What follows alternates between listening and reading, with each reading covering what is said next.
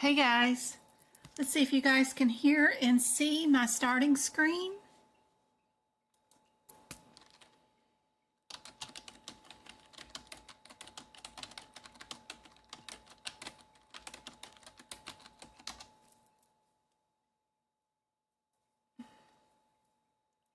Thank you, Go-Kart. You're awesome.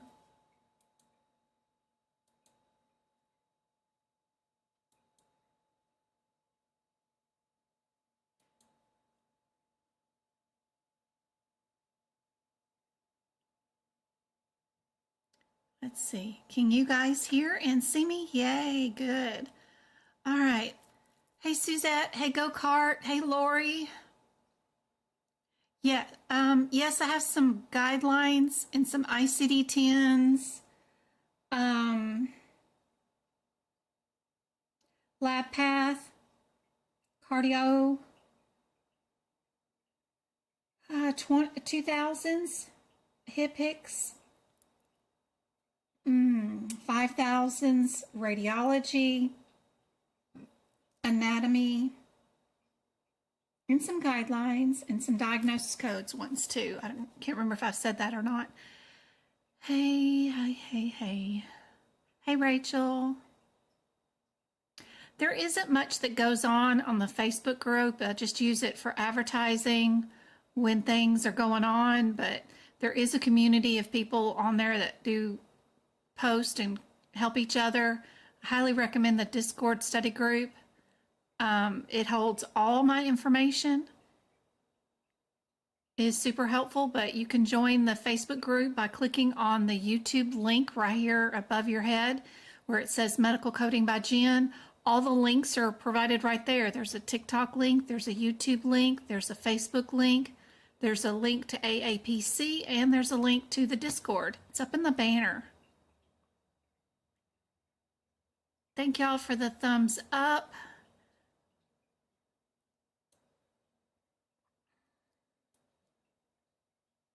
Thank y'all for the likes. This is your first live, Rachel? Oh, that's awesome.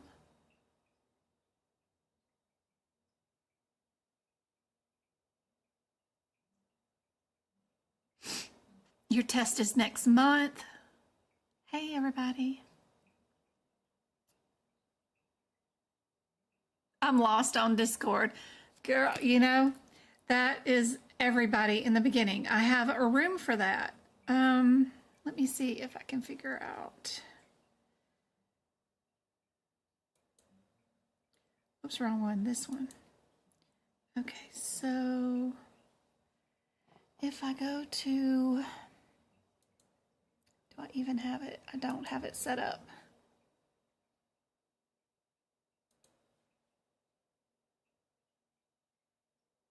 And then the word, and then that. There we go. And then if I wanted to do,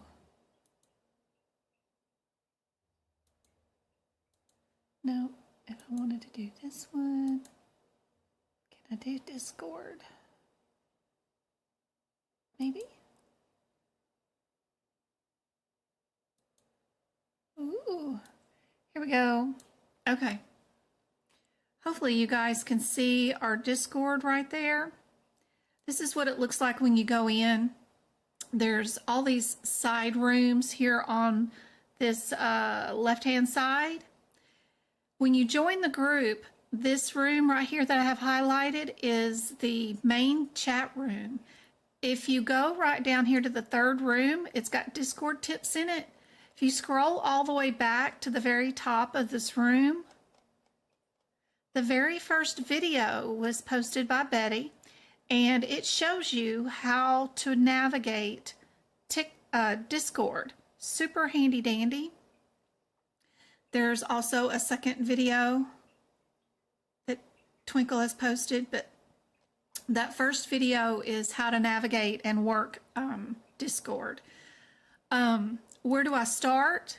This room right here has all my favorite videos in it that I've posted. Nobody's supposed to be talking in there, but everybody does. I need to go in there and delete all those. But when you come into this room, you just scroll backwards to the very top of the room for the very first post that I ever did.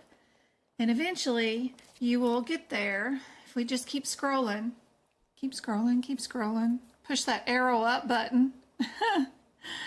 The arrow up button on your keyboard, if you're on a desktop version. If you're on your phone, you can just keep scrolling with your finger all the way up. But I posted all my very first and best TikTok and YouTube videos that are the shorts that are where to start, what do I do. You can see right now that all these posts are all videos now. See, we're getting close to the very top of this room. And that's what this room has, all the very best of all the videos from the past of where to start. If you're brand new to this and don't know what to do and you want to self-study, these are all my favorite videos.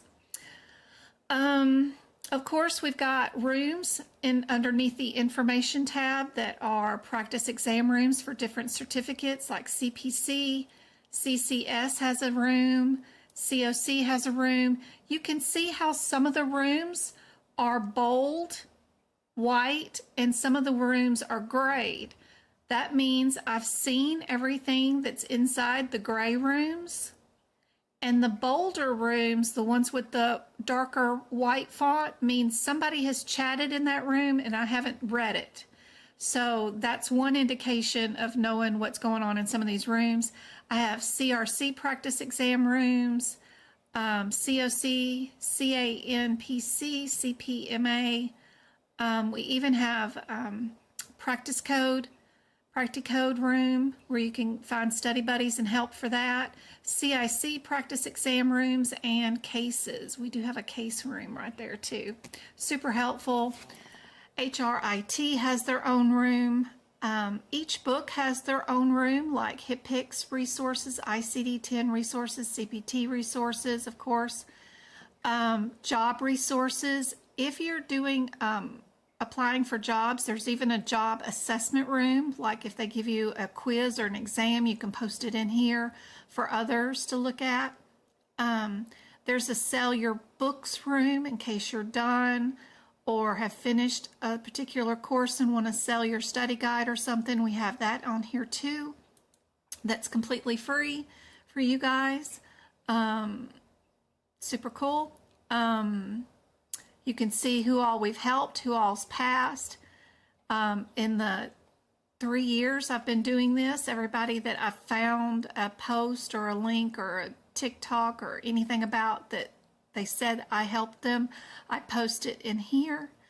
If you want to know what I do for a living, the HEDIS measurement room right here is what I do with my in my medical career.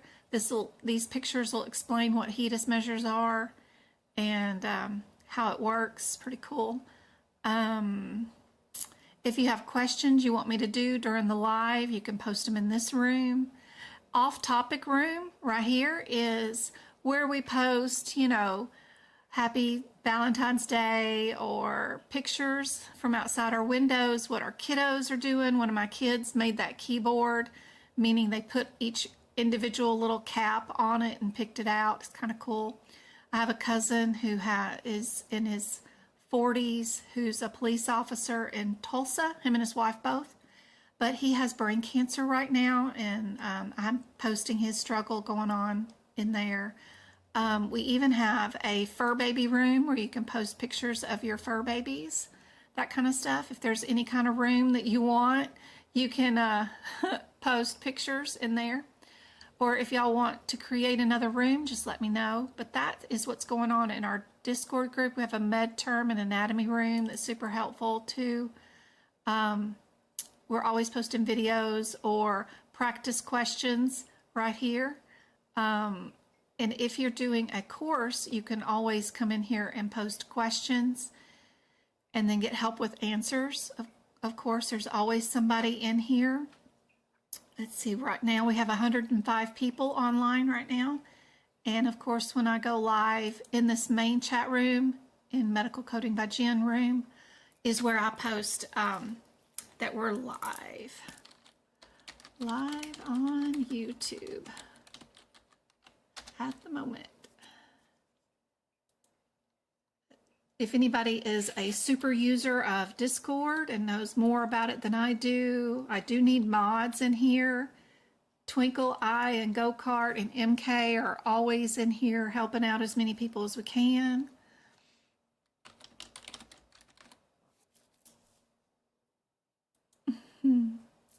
But there's always room for more experts, of course. But that is our Discord group, and it's completely free.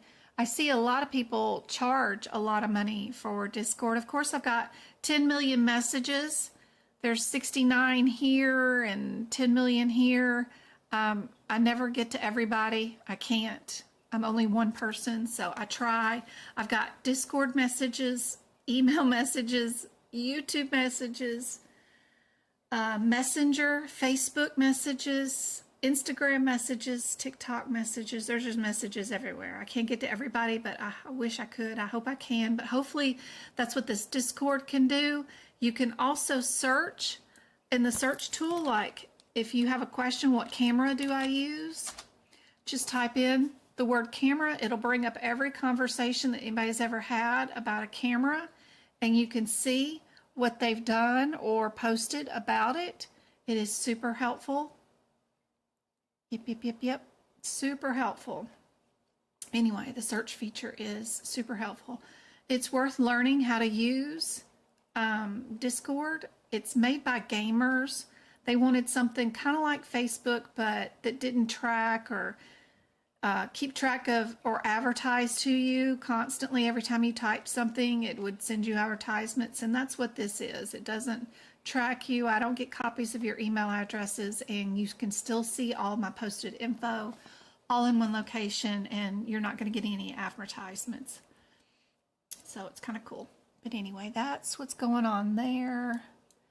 And then let me see if I can do my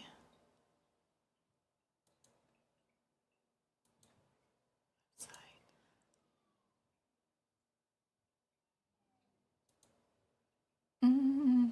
Let's see.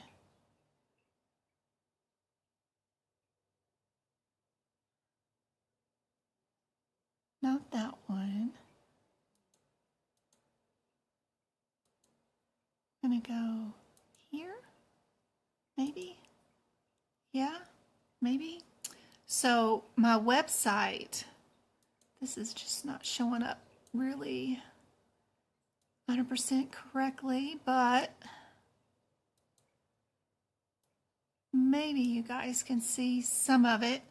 I do have a website called medicalcodingbyjen.com. Underneath the social media tab, you can go there and you'll find the link right here to join that Discord group. It's that join now button that I just highlighted. The Facebook group is right there to click on. The YouTube link is right there.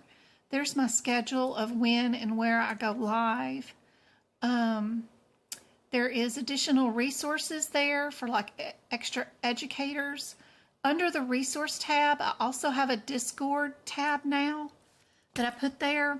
It'll show you what's going on in Discord right now, but it also has a Q&A that you guys can click on. What is Discord? How do you sign up for it? How do you join my Discord? The link is right there, of course. What some of the screenshots look like, and then how do you create one? And then what are my best free resources? So if you want to know everything that I do for free, there's the CPT book prep. There is the shared gallery is mentioned right there for all my favorite pictures and how to get to it. Again, the Discord link that's free. The social media tab, the YouTube tab, the TikTok tab. If you want free CMS certificates and certifications from CMS, there's the link to it. More my YouTube videos, the scholarship application for AAPC if you want free books or free exam attempts. If you want a free grant from pocketprep.com, there's the link for that.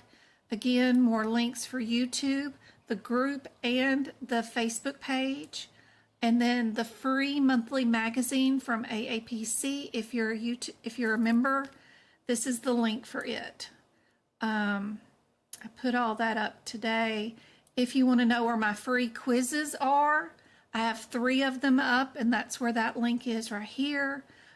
And I have a free workshop.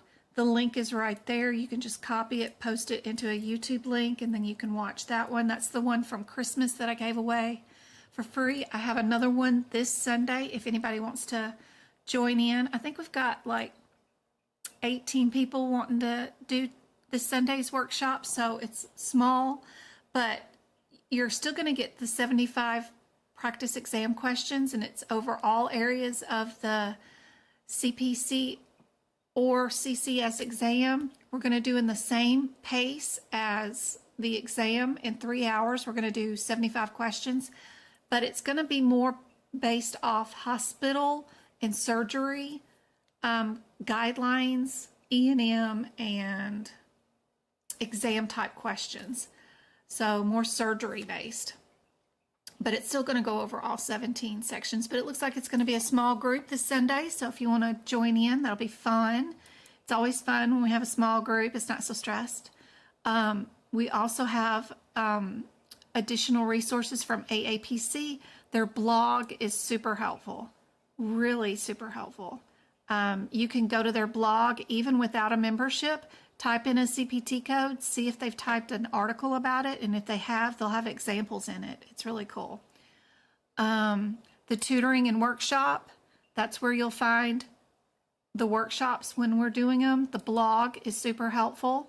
That's where you find all my old free blogs. I have job resources here. I have coding examples here. All types of free blogs here. You can print the guidelines from one of these so that it's scooted over so you have places to write on it. So you have space in case you want to fill it in. But the blog is super cool. It's all free right there. I should add that to that tab or that page.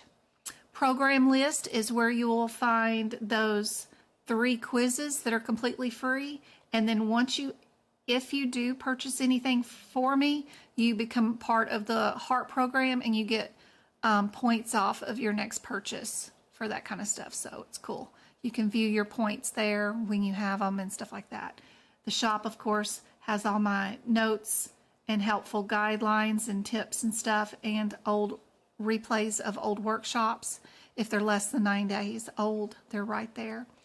And then that's the shared gallery page where all my favorite pictures are located. And you get to see what kind of books do I use, what do I use to tote my books around, what kind of pens do I use, how do I get rid of my apprenticeship pictures, how do I fix my books, how do I make my ICD-10 notes, all kinds of pictures there, super helpful. But that's all that. Hopefully that's helpful for you, Miss Rachel. Let me fix this back up in here the way it's supposed to be. Here we go.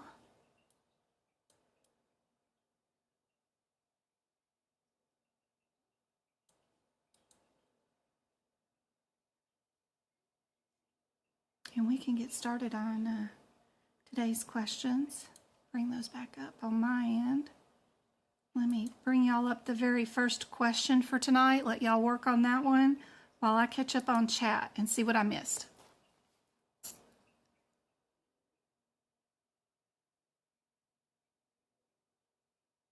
Hey Myra, good to see you. I'm so glad you're here. You got pocket prep the other night? That's cool, Rachel. I hope you're enjoying it.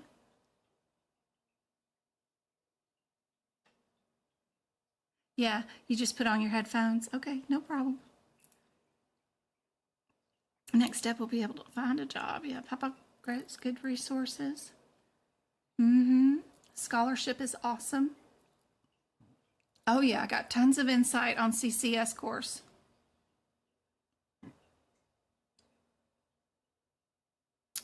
Fur buddy room, yeah.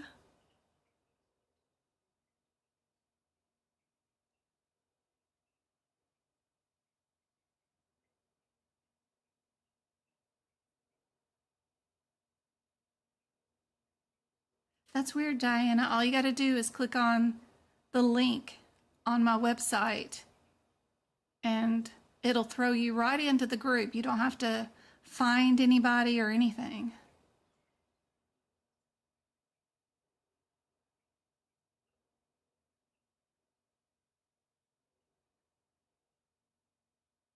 All of it's for free, just except for my notes.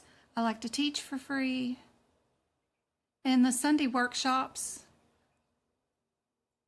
just because it takes away time from the family to prep 75 questions and then sit down with you guys for 3 hours on Sunday. It's the only thing I charge for. The 4 nights a week I teach for free are all free. The replays are available on YouTube.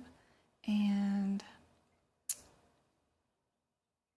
if you want page by page copies of my notes, it's the only thing I charge for. But I show you how to make your own notes for you, so you can recreate what I've done anyway on your own if you want to.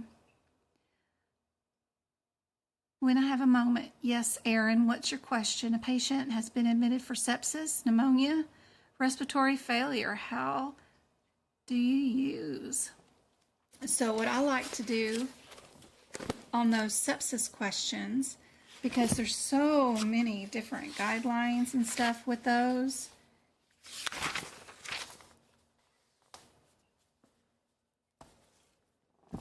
Where is my ICD-10 book? It's 2024.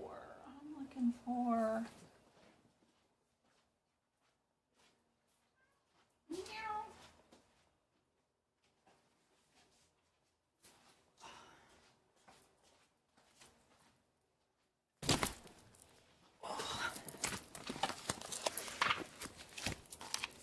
Because it's impossible to keep all those guidelines in your head correct.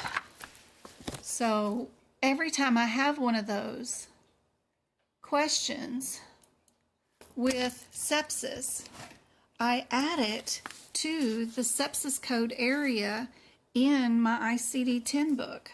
I gotta take off my earbuds. I forgot I had those on. I was wondering why I was screaming at the mic. Is because I had on my earbuds.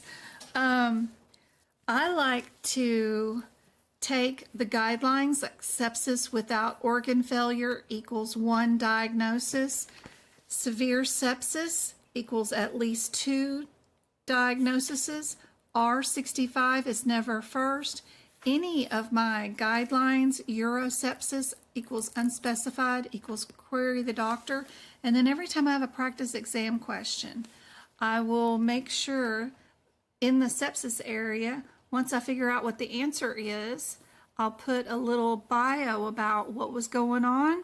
I had a patient with stomach ache, fever, vomiting, CT scan, perforated bowels with abscess.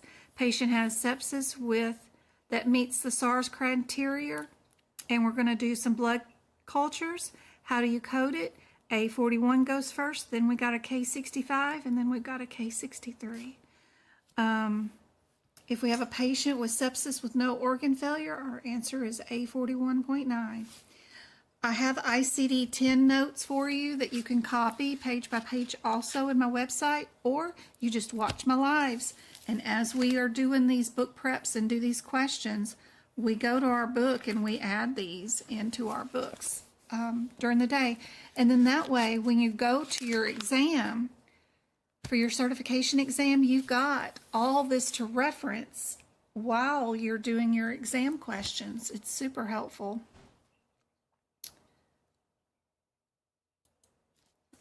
That way you don't have to memorize anything, and the more you've got it written down, the better off it is.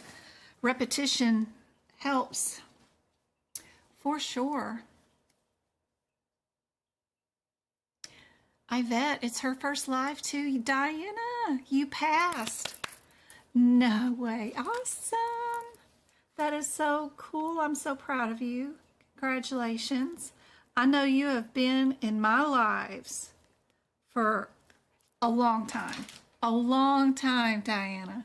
And I see you here every night, 4 nights a week, whether it's TikTok or YouTube. I'm so proud of you. Good job.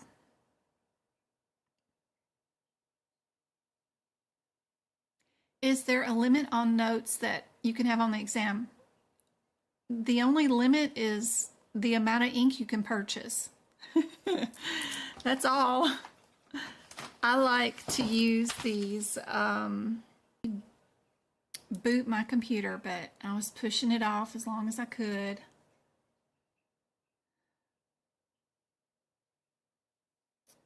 All right. Just a second. Get this one back open again. All right.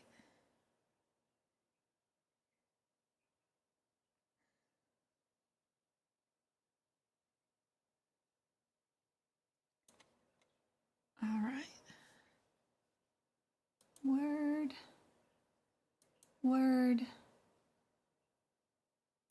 Word.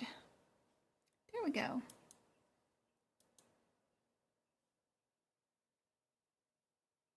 There we go. And you guys had said B. What is coded when reporting an adjacent tissue transfer to repair a lesion excision? And we know that if we're doing ATTs, that those are coded all by themselves, right? So we know B is our answer.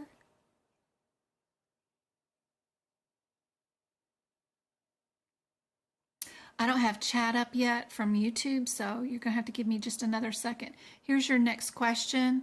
Sorry, I don't get to see chat the way you guys see chat. I don't have it open, so let me get back into YouTube and bring that back up.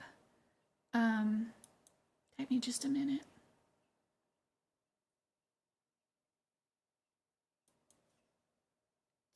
While you guys can work on the next question.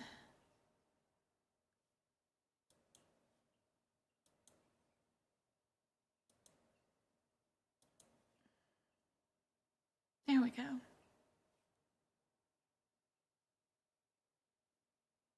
All right, I've got it back up. All right. Yep, buffering. Yep, that was because I got booted. Hey, Kenny.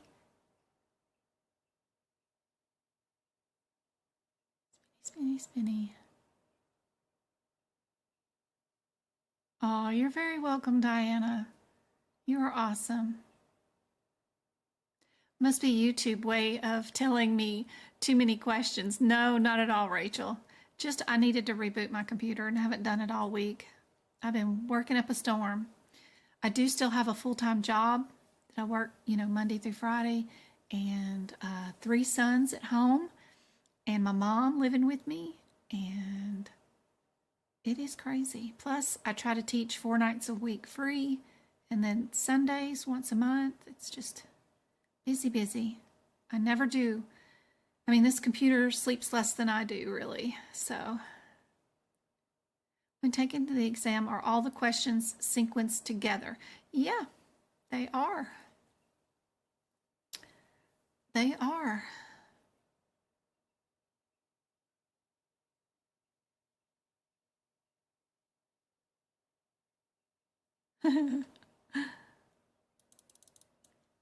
Awesome, Rach. All right. We got 26 of you guys on. Let me get back to my questions. Which Oh, downcoding is what? Is that fraud, abuse, compliance, or misuse? Thank you, Melissa.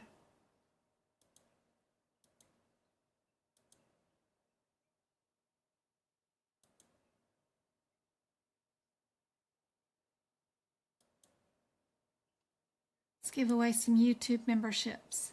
That is fraud. Everybody got that one? ICD tune.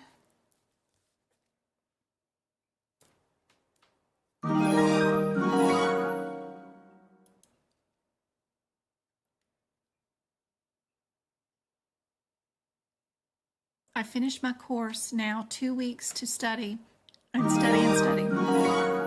Do the practice exam questions. I have that free workshop that's on my website that I showed off earlier today.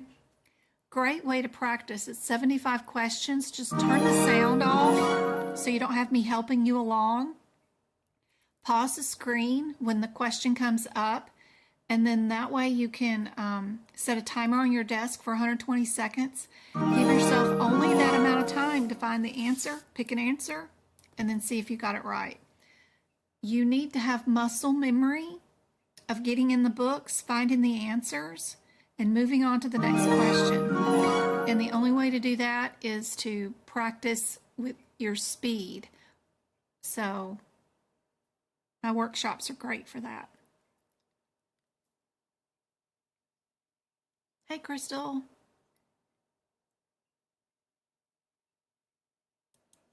All right, for this question, first thing I see is this one has 4 diagnosis codes. This one has 3.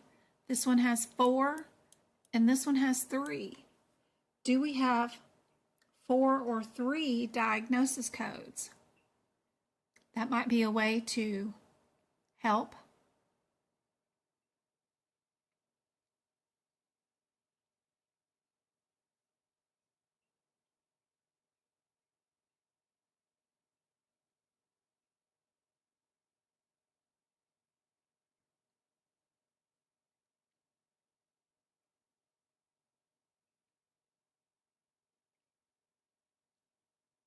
If that's too confusing, we can go see what our differences are. I like to look for similarities. The first diagnosis code has 2 answers that are the same, which is A and C.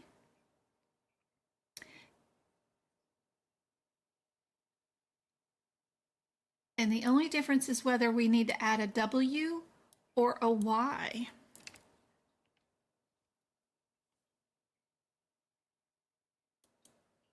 What is a W or a Y code? If we go back here and look at our Y, those are external causes.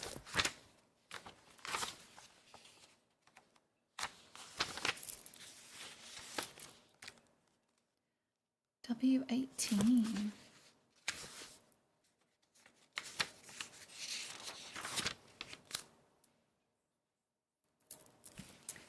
Is slipping, tripping, falling, something like that.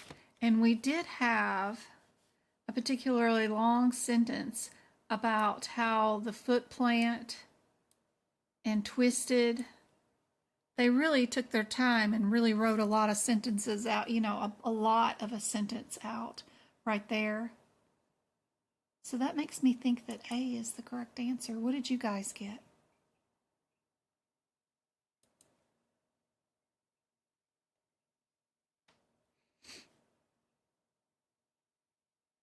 This was on your exam in December, meet? Oh, that's awesome. I find that a lot of these questions, especially the ones about particular injuries, like the ones about the view, single view, the ones about very descriptive injuries are the ones that are cycled on the exam So I was happy to find this one today and put this up because I was wondering if it was on anybody's exam. So thank you for that confirmation. I was curious. All right, this one, we've got two answers that start out with external causes, the S codes, and then two that start out in the E section, or E is for our endocrine, metabolic diseases. Diabetes is the known major one in this section, but there's a lot of others. So are we going to start off with an injury, or are we going to start off with diabetes with this patient? That's what's going through my head when I see this question. Before I look at the question, I'm looking at the answers and trying to pair them up so that I can quickly eliminate two answers and get rid of something and get myself down to a 50-50 shot. So what happened to this patient today? Did they come in for their diabetic issue, or did they come in for an injury?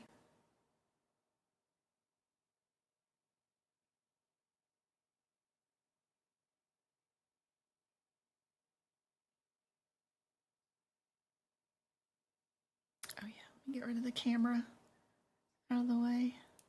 There we go. So we do have an injury. They did fall off their horse. I did that as a kid. So you can get rid of B and C super fast. Now you're down to just A or D. And all you need to know is, are you an A or a B?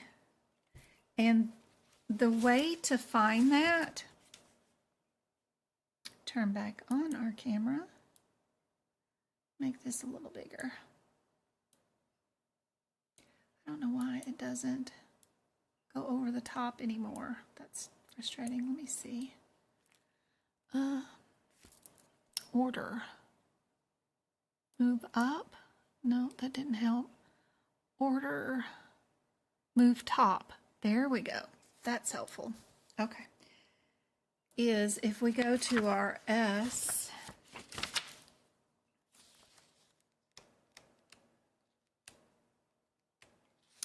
(42), right? Or 62.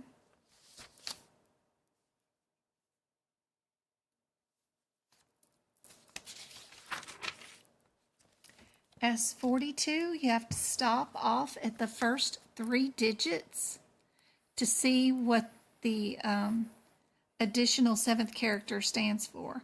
A is initial and B is open fracture. Do we have an open fracture or do we have a closed fracture?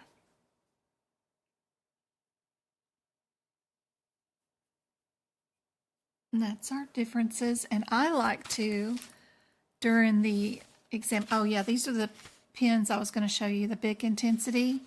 The 0.4 are the ones that I like to use in the books because you don't need to apply a bunch of pressure.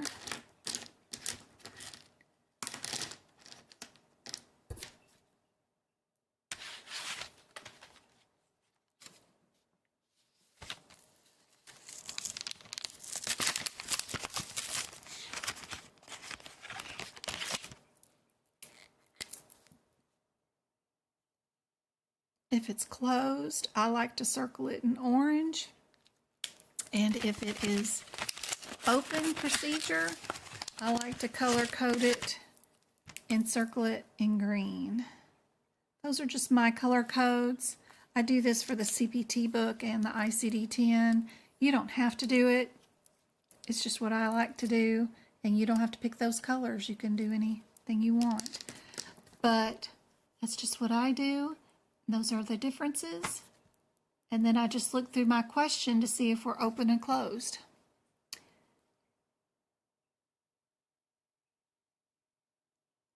And where's my camera? There we go. Turn that sucker off. So we know we're going to be open procedure because our fracture is open. Be careful on this for the exam. Some fractures can be closed, but we do an open procedure to get into them. This doesn't have anything to do with the procedure. So don't just find the word open and assume that it's always either the fracture or the route into the body.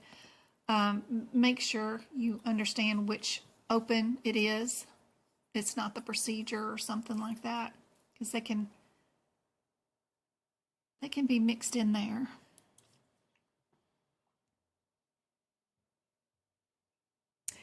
A is your answer for this one. When should a neoplasm of uncertain behavior code be assigned? Good guideline question. When a tumor does not invade adjacent structures, or when a tumor shows both benign or malignant behavior, when a mass is ruled out, or when a tumor undergoes malignant changes. What do you guys think?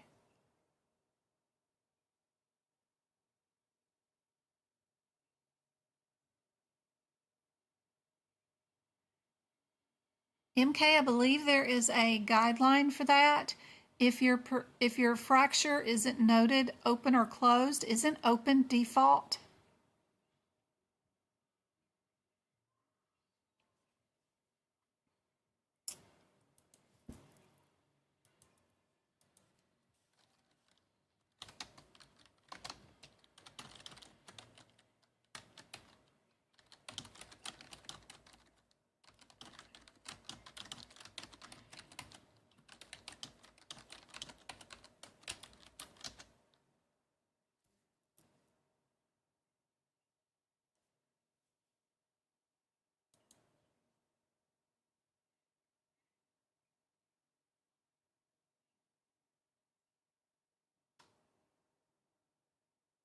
No, they're gonna use it as closed. Yeah, it's the compound fracture that's always opened.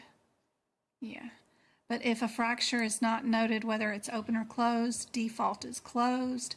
Unless it's a compound fracture is always opened.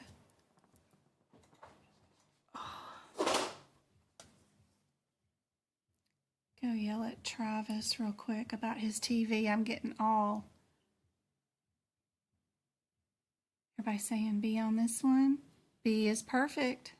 Give y'all this one to work on while I go tell him about his TV. Travis!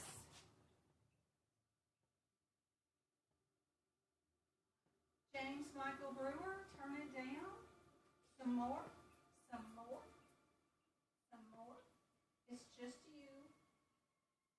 You alone. We don't need to have stereo sound for the entire house to hear. Okay. He was thumping some walls. Okay, what does the code? A code enclosed in brackets indicate. They're always going to ask you about these symbols in the front of your ICD-10 guidelines. What do all these little symbols mean? Do you know where to find the answer super quick?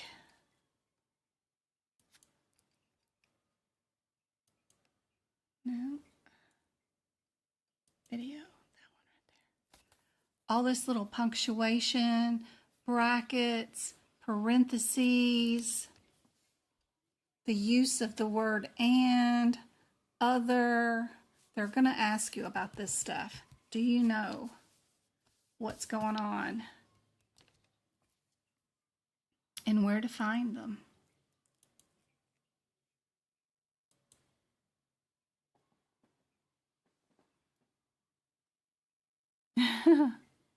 Oh, Erin, you'll get this. You'll get back into it.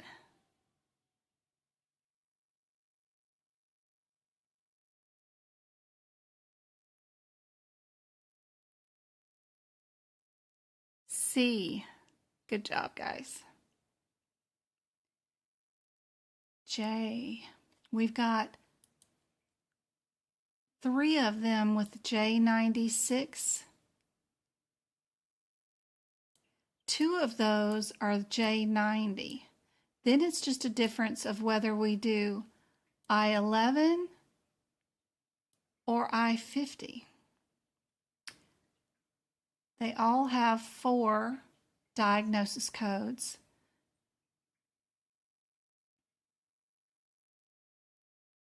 What's our difference between our I-11 and I-50?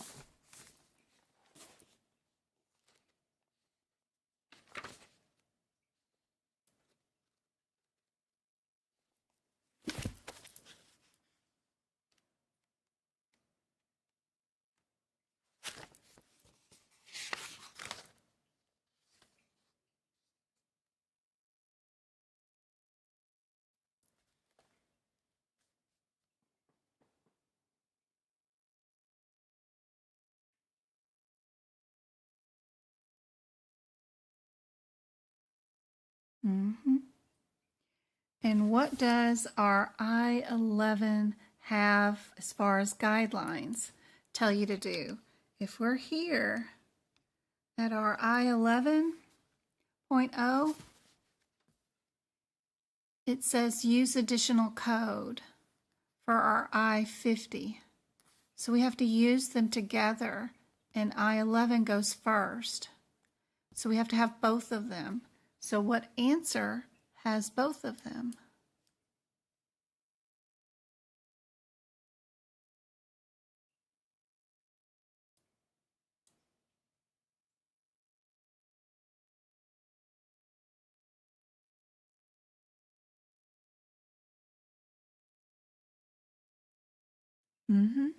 A, all day long. Yep.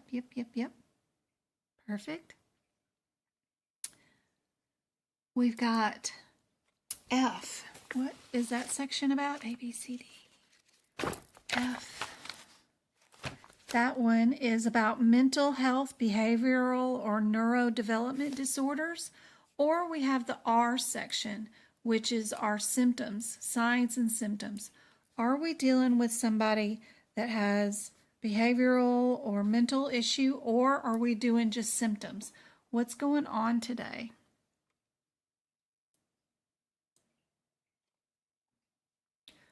What would we code? 1 code or 3 or 4 codes? We've got 3, we got 4, we have 1 and 1. That's a terrible 3.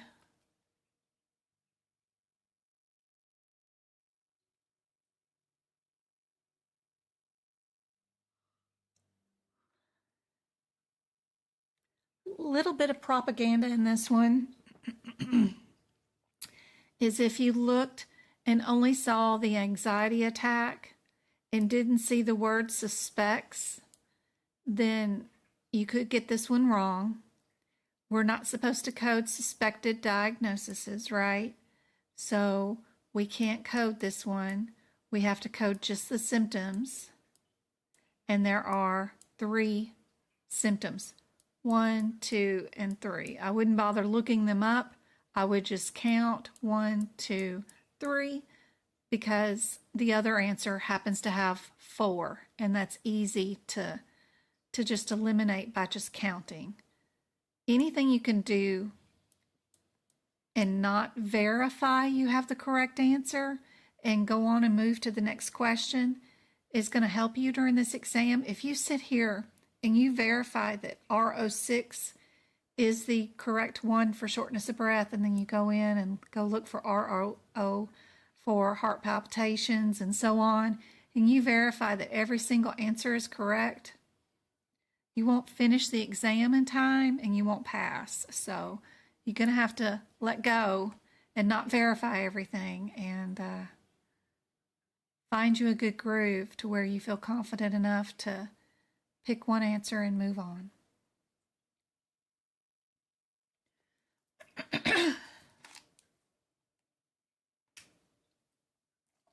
CPT. So we've got 3 different code answers. All the first sets of CPT codes is all I would be worried about. I'm not going to worry about those secondary codes yet. But every single one of these is different. So if I just get the first code right, then I don't have to worry about the rest. So I'm just going to look them up in numerical order. 33208 will be the first code, just because numerically it's first. 33208.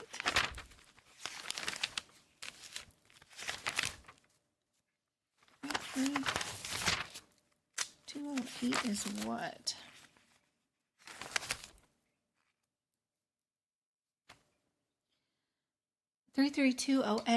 First thing is arterial and ventricular. It's the first thing I have noted in my notes. 213.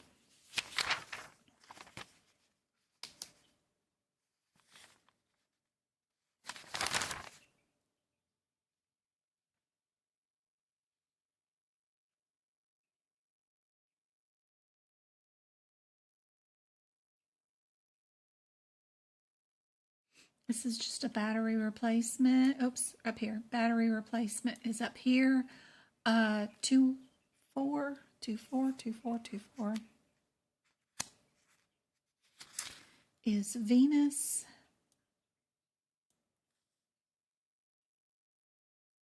And 27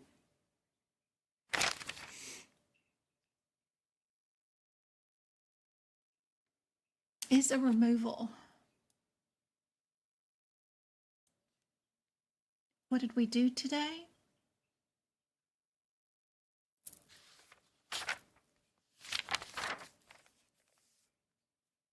We upgraded.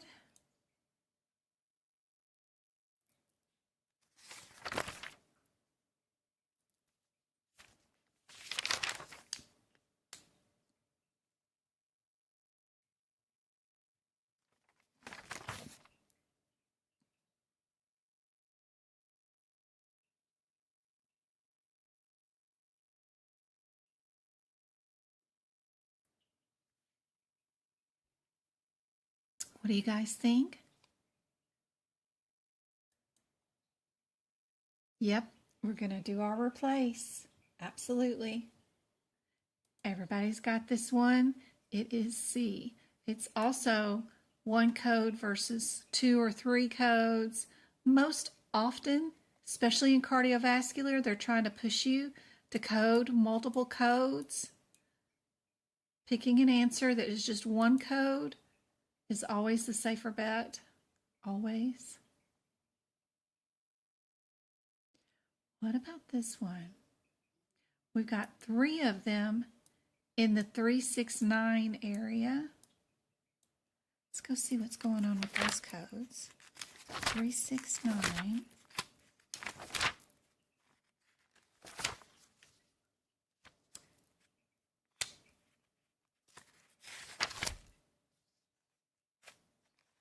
Oh, 04, 05, and 06. What's our differences? We got percutaneous, another one with the balloon, and then the other one with stents.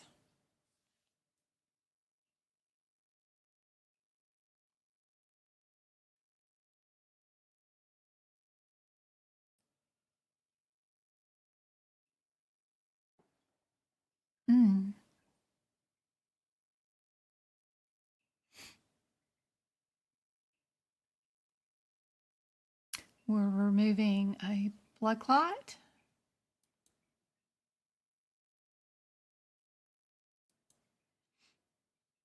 $971.87. That is underneath the header of venous mechanical thrombectomy. Did we use a machine?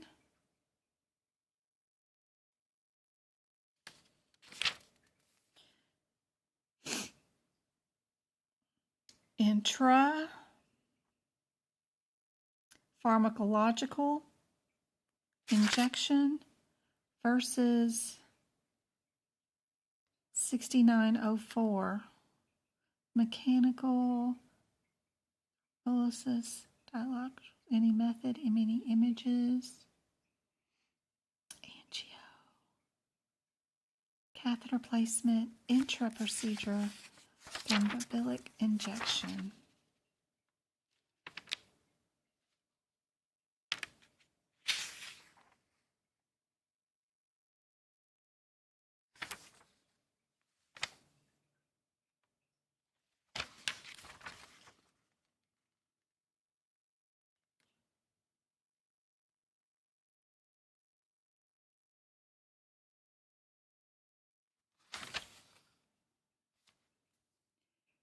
This one is for vein.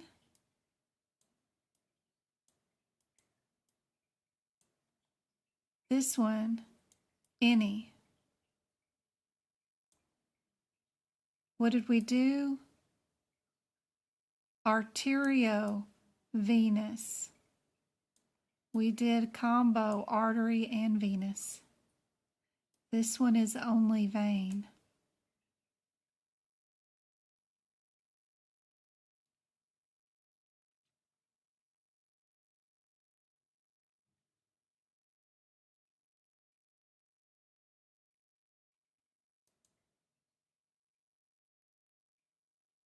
I listened to the podcast, but now I can't find it. Oh my. It is underneath the podcast. Let's see. Medical coding by Jen, YouTube. Coding.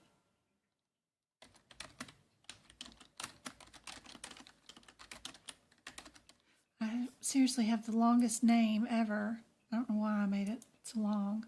Just wasn't thinking other than just saying. At Amica Insurance. We're going to get some advertisements, of course. Copy.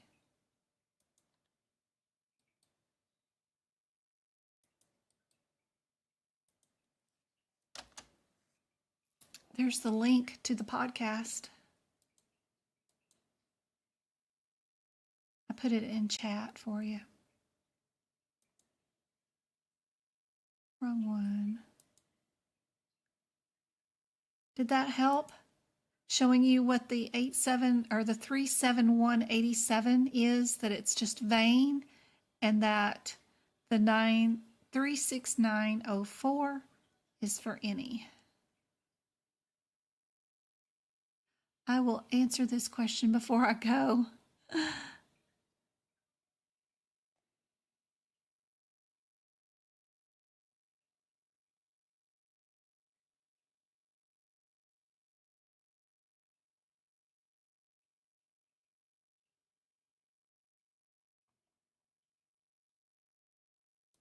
Yep, it is A. Perfect.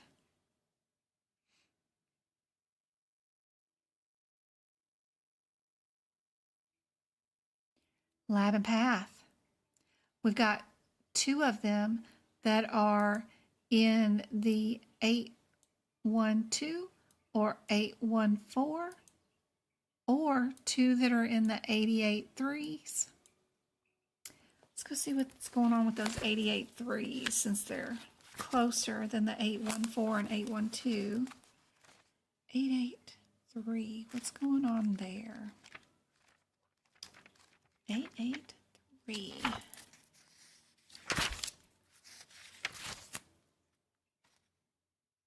$60 and $63. 60 is analysis, and then 63 is an exam. What did we do today?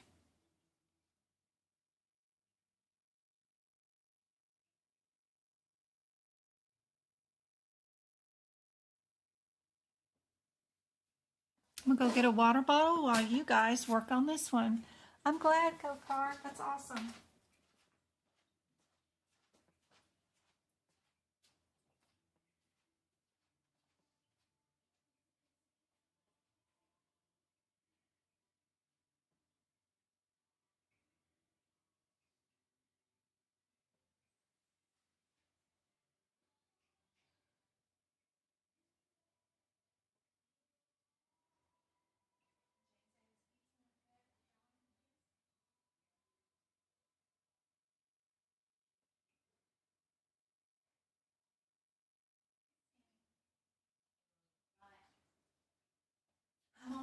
Boo.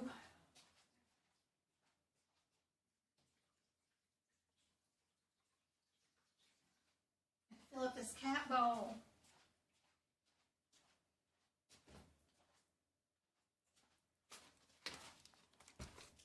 All right.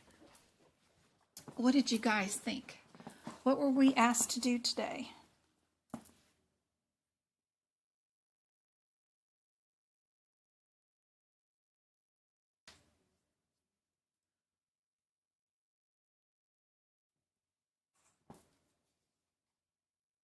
Indeed, we were asked to do D. Perfect. You can see how they're trying to confuse you here, but good job. All right, this one. I like these code numbers. 299, 14, 15, and 16. What's going on with those codes? 299, I mean. 299.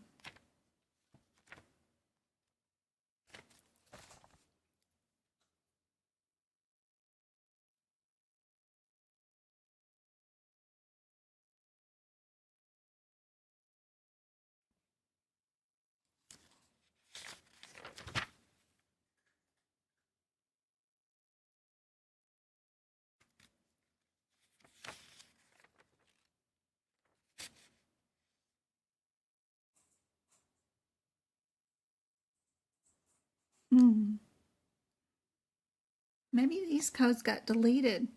I saw this question today and was like, I've never seen those code numbers before. I know I haven't done them. Oh, they're going to be on 204. They got moved around. Okay.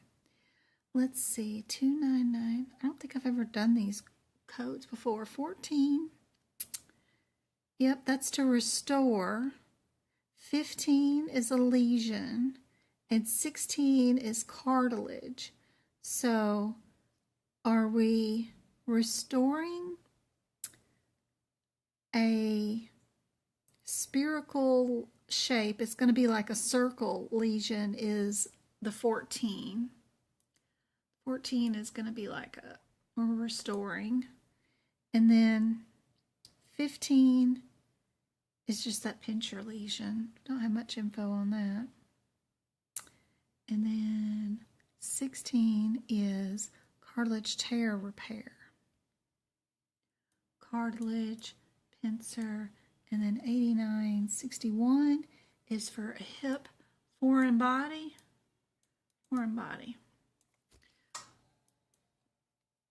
This one is going to be 2 pages long. What did we do today?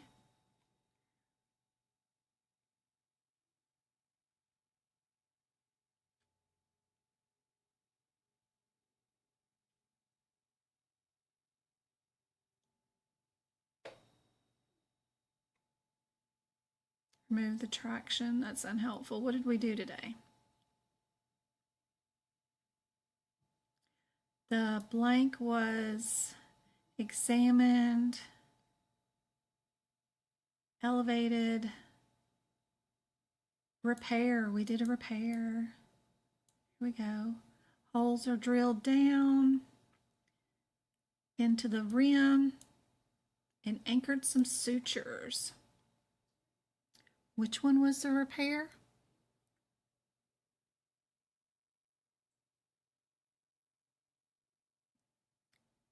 (14) and 15 were both lesions, and only one of them was a repair. You guys know which one? Good, Patrice.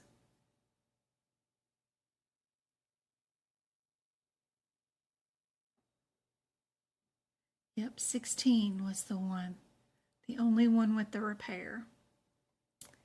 These two were removing 2 different types of lesions, and this one was the repair.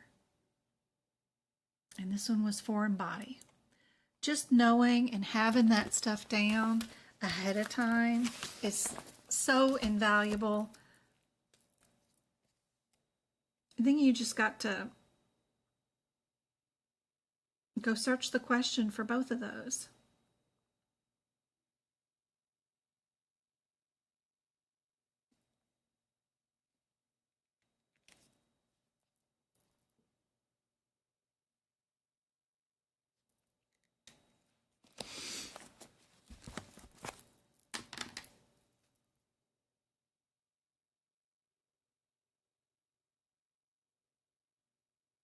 All right, we got 3 of them that are in the 432s. What's going on with those codes? Looks like the 35 and the 49 are closest. 432. What's going on? 432. 35.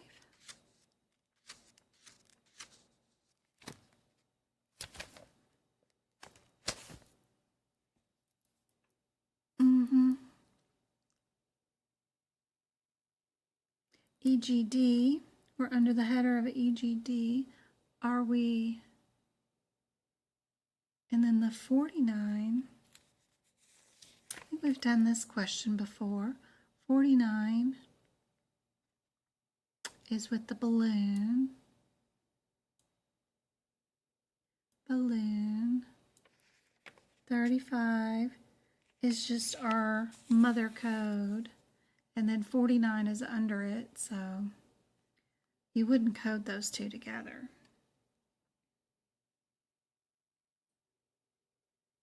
At all. Because this one is a mother code and this one is a child code. So when you see codes in this CPT book where one code, focus.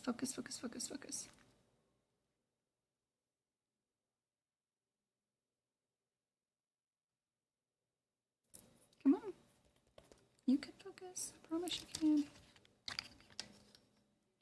Have the book up on an angle. My desk is just covered up with books today. Let's see. Does that help you? Come on, camera.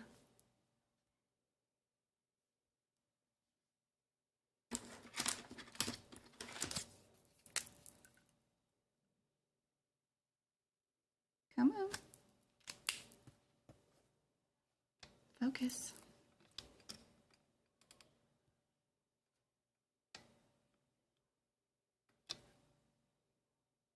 Just not gonna work today.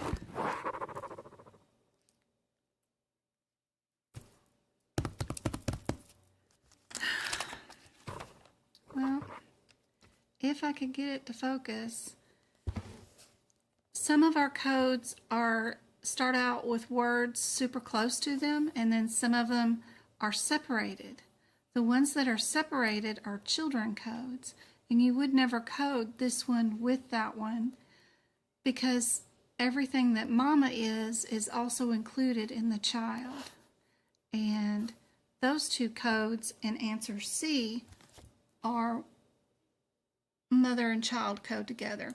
You can code them if you have to, but you would have to have like 2 of those body parts and you would add the 59 modifier with it on the second one to let them know that these are 2 separate procedures, but it would be very, very rare. So we know that C is a coding irregularity, so that helps. And what did we do today?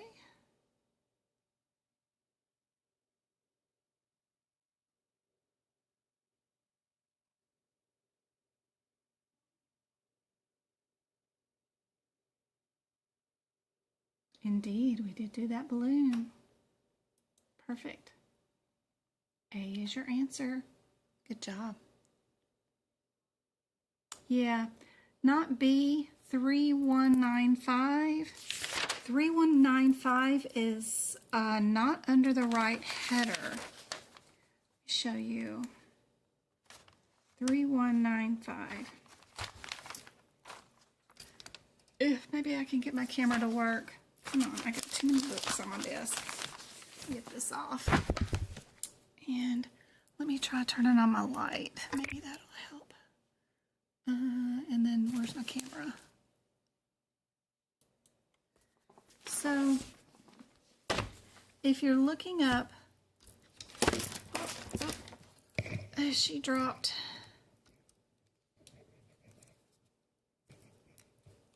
Come on, camera. Okay.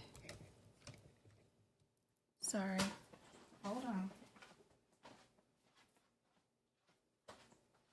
Let's see. Let's try unplugging her and plug her back up. That's still not going to be helpful? Okay. Let me get rid of this and let me open up another one. Oh, video capture device number 2. There we go. All right. We'll find a way. All right. So our 3195 is over here on this page, but what header is it under? It's under esophageal scope. If you look at 3249,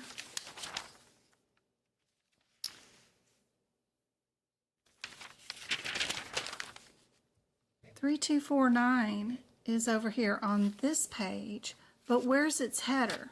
You have to go back and find it, which is under EGD. So did you do an endoscopy or did you do an EGD? We can look at our question and help us eliminate one of them, and they're trying really hard. Did they even write EGD in here? They didn't. They wrote endoscope suite, endoscope right there. Trying to make you think. Endoscope, they wrote it 3 times. What have I told you? If you see something in your question 3 times, then don't pick that answer. Whatever you do, because they're trying to force you to pick that answer. They're using psychology against you for sure. Yep. They are just being very, very, very deceptive.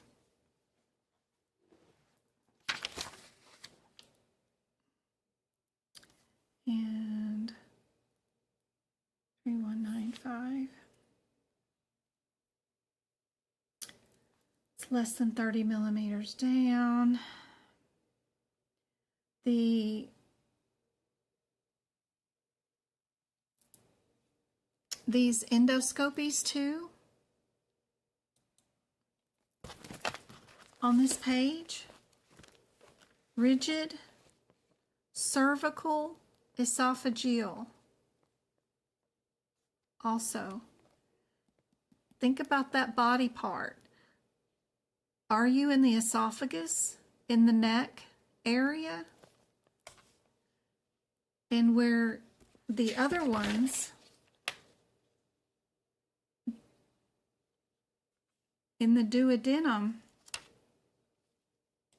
on these EGDs are in the gut, where the duodenum is too. Oops, I'm circling on the screen and you guys can't see it. Yep. That right there, that duodenum. The other one for the 3-1 is up in the esophagus, cervical area. These are in the belly gut, duodenum area too. I'm still drawing on things that y'all can't see because I'm not paying attention to my screen. But hopefully that helps. You can see they're really trying to push you with that. And they even have esophagus right there too. But your key word was duodenum. These right here are up and these are lower.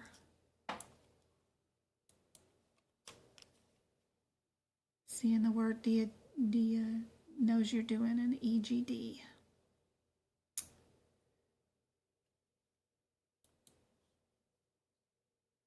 It's not where they start, it's where they end up. They're all going through the esophagus, but they're dilating the esophagus in those earlier codes, the 3 1s. This isn't dilating in the esophagus, it's dilating down in the duodenum.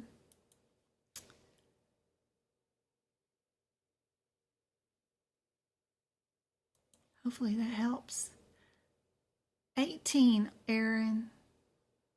And you get the replay for 90 days. All these advertisements. Oh, I'm sorry.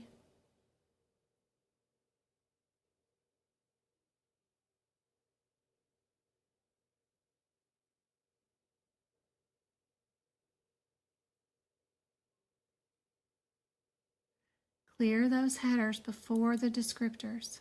Yes, yes, yes. And if you don't understand the headers and what the differences are, ask somebody, find out, do some research, Google them, see why an endoscope is different from an EGD. What's the difference? And then mark those differences down so that you'll understand it during your exam. All right.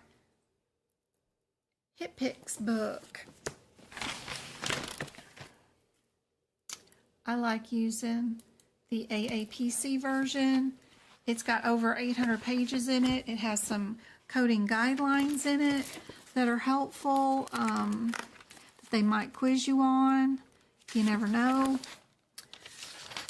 Oh, those are some modifiers, the SHs. They have the indicators, statuses. They got the payment indicators in it. They also have general coding, correcting coding policies inside of it. And then they have 100 of the publications from CMS that they might ask you on. One of them they routinely ask on is the diabetes isn't covered for telemedicine, or the hemophiliac one. I forget what that question's about, but it's in Pocket Prep. I like that question. But they got a lot more extra information in these. Table of services. Just a lot more information in them. But the main thing to know is, what does HitPick stand for? And then also know how often it updates. And then know the differences between your levels. Level 1 is CPT. Level 2 is your HitPick's codes. Know those differences. I also have HitPick's notes for you that are all in one document. You can download and just copy if you need to on my website. But the other things to know is your differences between your normal saline, and then also knowing the differences between the advanced life support and basic life support. Knowing those two differences is super helpful. The infusion saline, the normal saline, there's 3 HitPick's codes, but only 2 of them are for normal saline. It's an interesting question. But let's go to our L codes for this one. And all of them are all L67.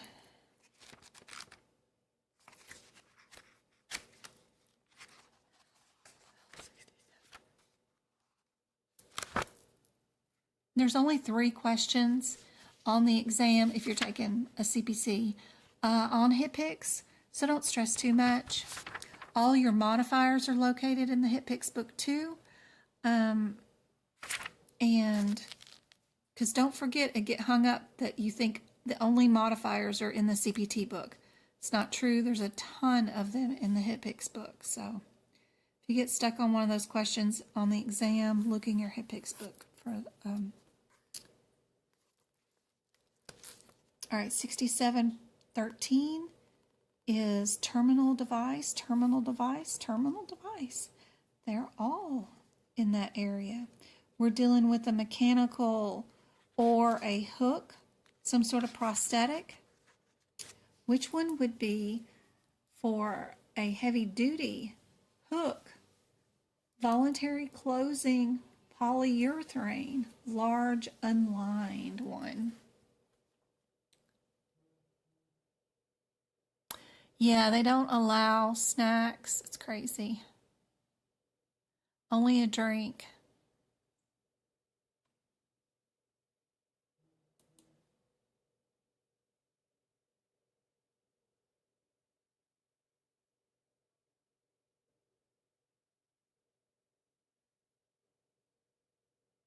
They only let you have one book. I couldn't have more than 3.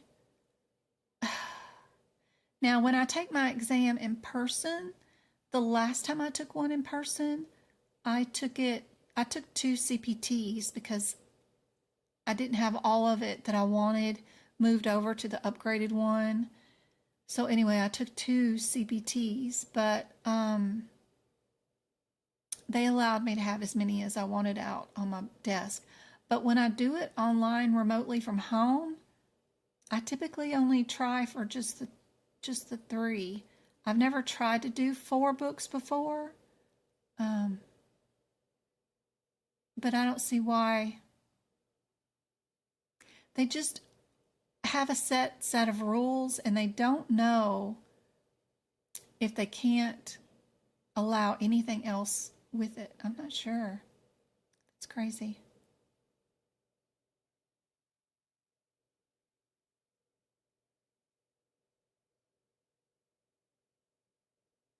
They take the instructions for the exam very literally. No sweatshirts with pockets? No way. No way. I got cold during mine. I wanted to reach down and turn on my little space heater at my feet, but I was scared too because I figured if I made any sudden movements, he might stop the exam and then I'd have to show the camera below my feet. I just got done with it really, really quick. I got done with my last online exam in 2 hours and 6 minutes. I was like running through that exam. I was cold.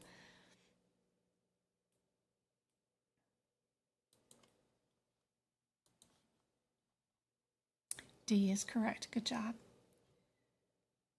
What do you guys think about this one? This one's going to be 3 pages long. We've got 3 answers that start off with the 405. As long as I'm under that correct header, I'm probably not going to worry too much about answer C by just using the process of elimination. And then I see that the second code has 2 with the same answer again. So that makes me want to get rid of D. Then it's just a difference between these 2 CPT codes. So what's my difference between 35500 and 33508? I probably said that totally wrong. My numbers are not clicking today. 355 and 335. So 335 is first. 335. What am I under with 335? 33508.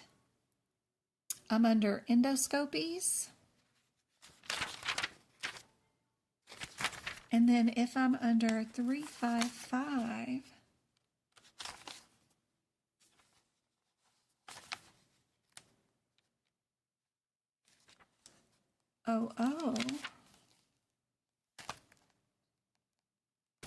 I'm under bypass graft vein. What did we do? Did we do an endoscope?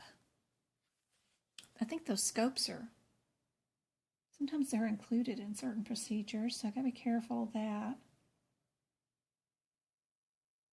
What did we do? Or did we do graft? Yeah, we got grafts, but those are probably included in those other ones.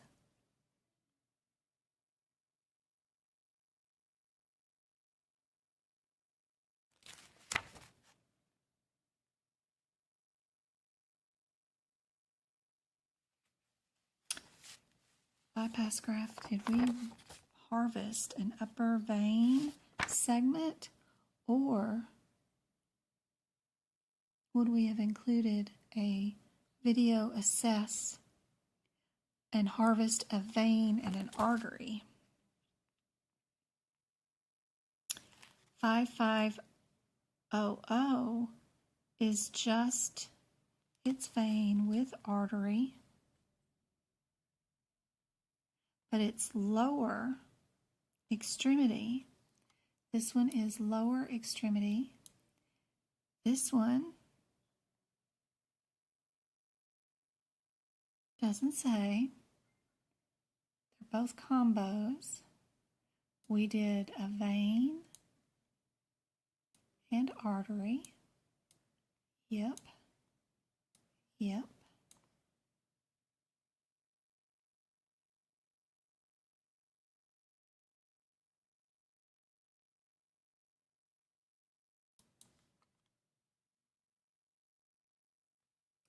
Page 2. This is where they're talking about the graft.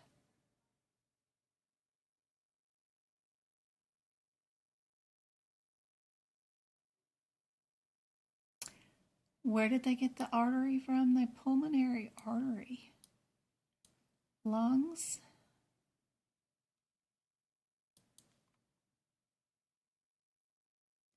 Third page.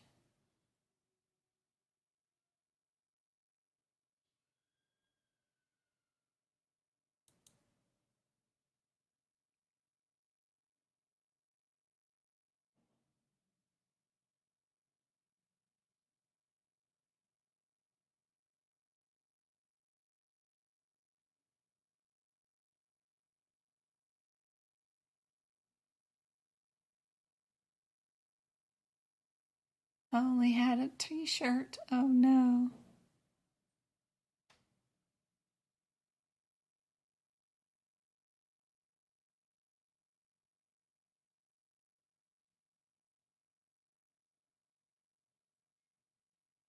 Were there any questions that were like, I've never seen a question like that Jen has never produced ever?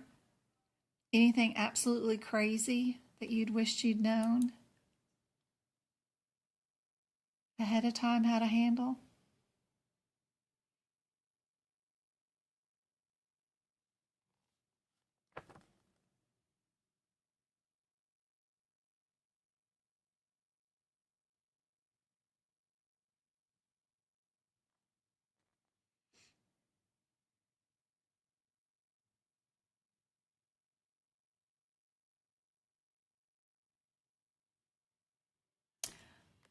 How can you answer it in less than 2 minutes?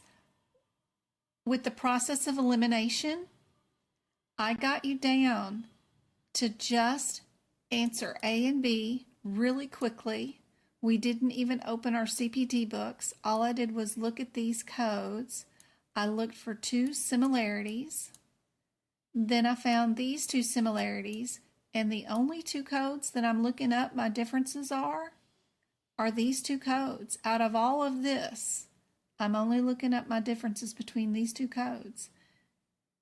You should be able to tell whether you are lower extremity with this graft or are you upper extremity. Where are your lungs, right? That's if you've got the 1-word differences written down next to your codes. You know that this is lower. They would have done the graft and gotten it from a lower extremity, and this is pulmonary, lungs.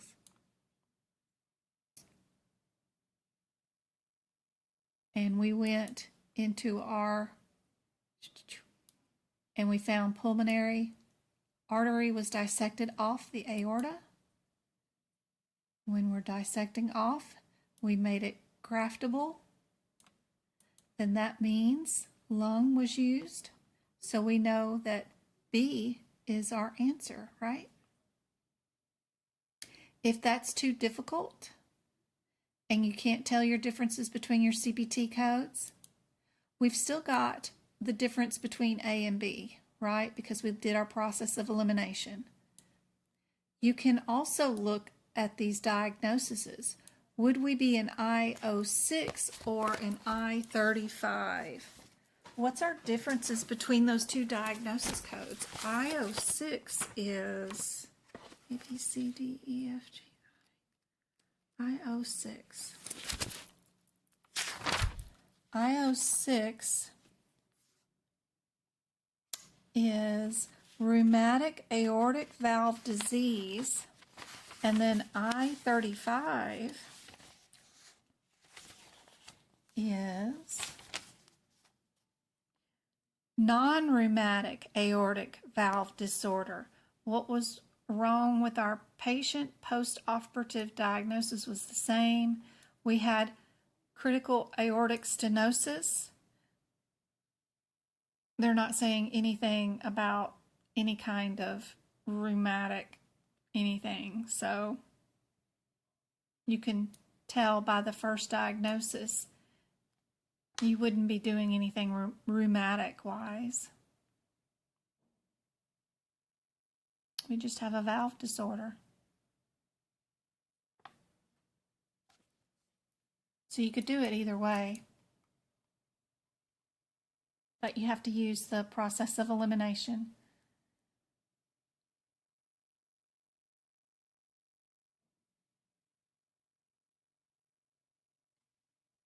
Hey Twinkle, how's it going?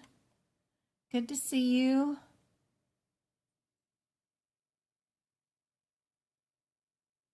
None so far for the CPT codes. That's good. No fill in the blanks. That's awesome. Clamps, bulldog clamps.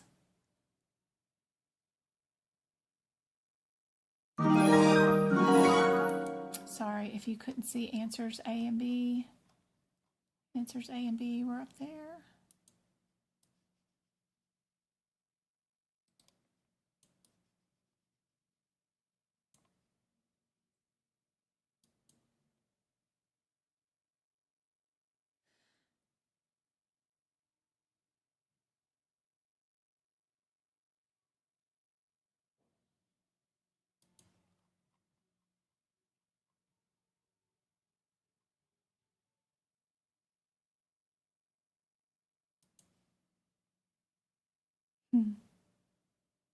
Twinkle's giving away gifts, subscriptions, because it's her birthday month, and she wanted to give away a subscription because it's her birthday month. Brain overload. I'm sorry, Rachel. Just keep joining in on the lives. I'll get you there for sure. Again, looking at this next question. We've got two that start out with the same answer. It even says it on AAPC's website. If there is an answer where it starts off with the same answer, there's usually a reason.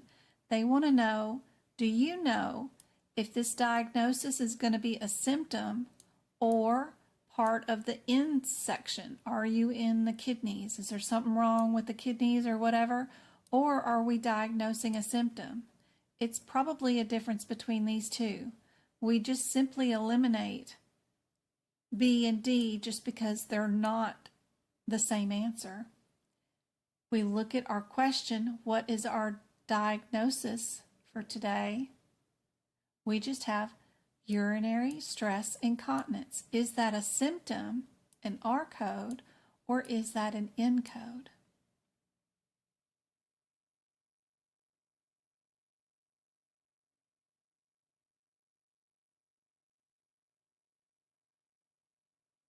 You can look up those really, really quickly, or if you know it off the top of your head, you know the answer is going to be A.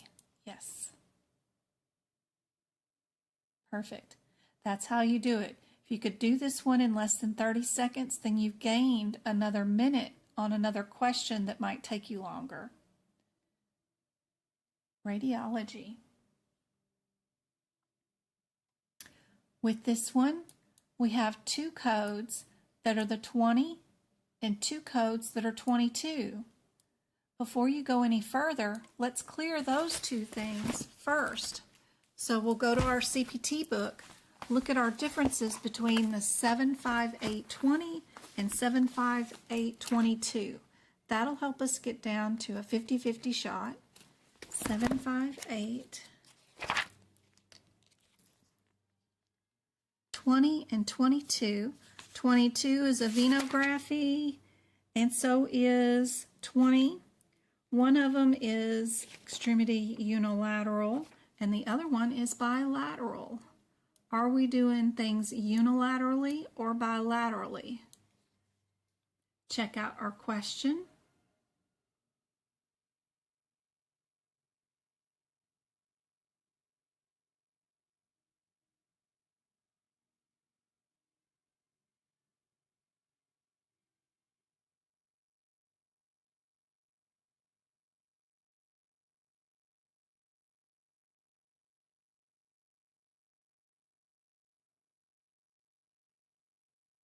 I don't see anything that says anything about going from one thing to another or doing the right and left of anything or going in one arm and then going into the other arm. Don't see anything about bilateral, so I would get rid of A and D quickly. And then it's just a difference. You can either look up the diagnosis code differences or the secondary CPT codes. This is an interesting question because normally radiology is the second code in most things, and then a cardio or a 3000 code would be the first code. So I thought this one was cool when I saw it today. I just copied and pasted. I don't think I've ever done this one before. What's the difference between our 36005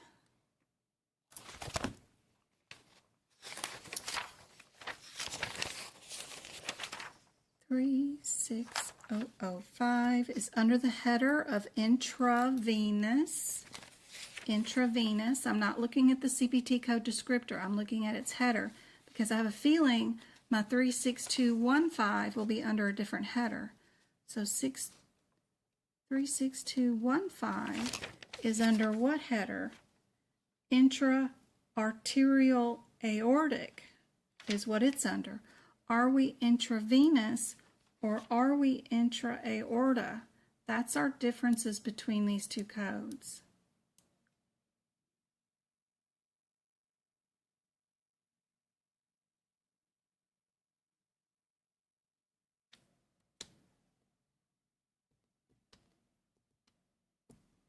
And all I see is veins, veins, veno. I don't see anything that's pointing me to where we did anything in an arterial or aortic, right? So we know our answer is no worries, Rachel. Ask away while you've got my attention, because I can't help when I'm not here because I've got the job, the kids, the cats, my mom, my job, tons of other things going on. And that's what you're supposed to utilize this for. Absolutely.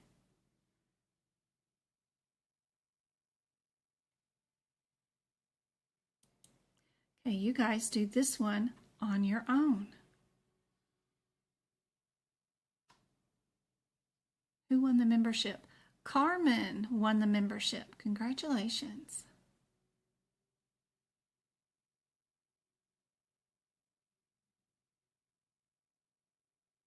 You were contacted today about a job, but I'm terrified being out of coding for a while. No worries, Erin. No worries at all. The verbiage and stuff has not changed. Your regional codes may have been updated or guidelines around those areas, but as long as you've already been in the area, you've already coded, don't worry. Don't fret.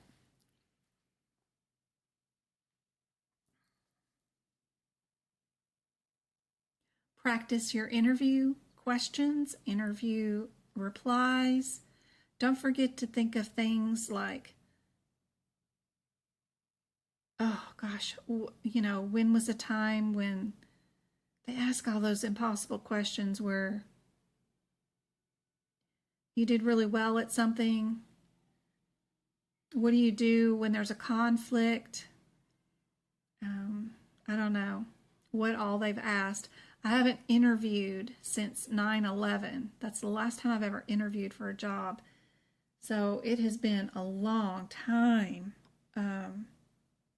But there's tons of TikToks out there and people out there that help interview. My suggestion is whoever you're interviewing for, find out what EHR system they use. Go watch up and bone up on some material about their EHR system. And a lot of that stuff is already in the job application. If they use something called MDX, and you don't know what MDX is, go find it out. Go figure it out. That is a data warehouse that is housed out of California, but they sell their product all over the nation. And it partners up with EHR systems and can pull out information for things like sorting your patients, doing risk adjusting, that kind of stuff. But whatever they got on their application for the job, and they're using something that you can see that they're using, even if it's just Excel, whatever, bone up on those skills and verbiage.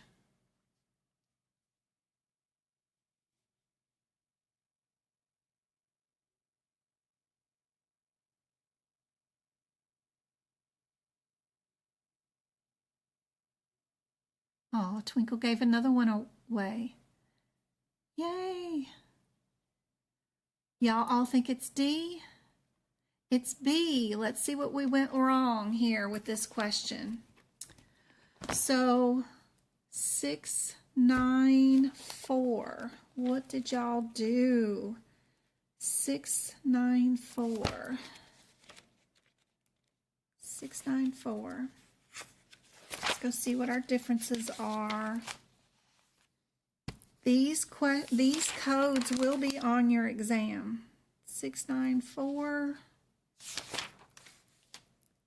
Yep, all of these will be on your exam, so better buckle up, okay? So we got two that are 69421.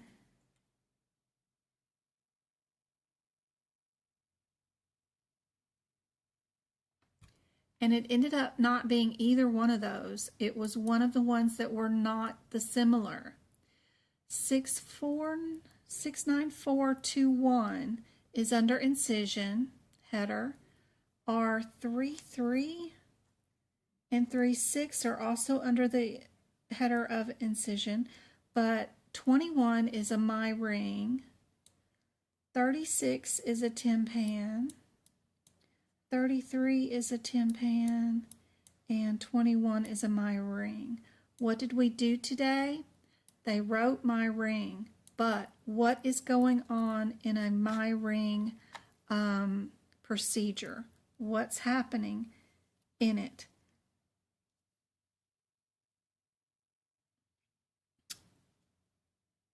We're incising the eardrum, but in a timpan, we're placing tubes in the ear. Sometimes they will say this, and they'll say they're putting in the venting tubes. Anytime you see these words, you know you're not doing the my ring anymore. You're only doing the timpan. So you have to eliminate D and A.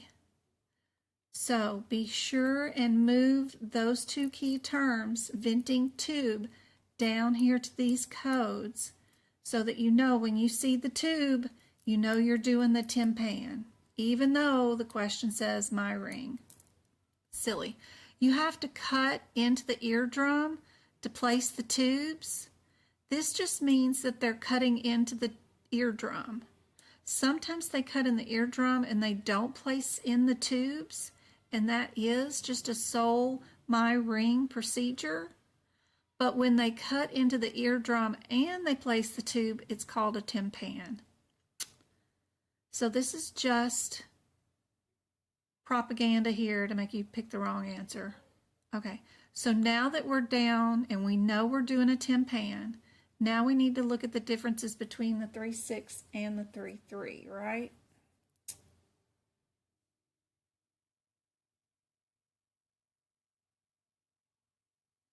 Three is topical anesthesia, where 3/6 is general anesthesia.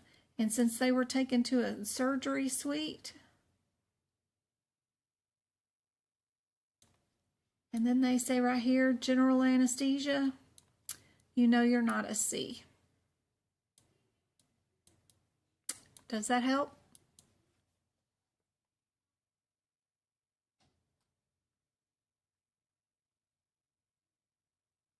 I know it's just wrong. I know. Okay. Can I explain it again? Yes.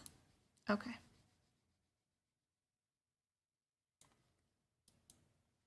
If you look at these CPT codes, the first word in each one of these CPT codes, this one starts off with that MY word, right? This one starts off with the TY code. And this starts off with the MY. You need to know, as a coder, what the differences are between those two surgeries. MY is just an incision into the eardrum. We're just cutting into it. A tympan is we're putting tubes in your ear. Now, you have to cut in the eardrum to place the tubes inside the ear. So it's kind of like a combo code.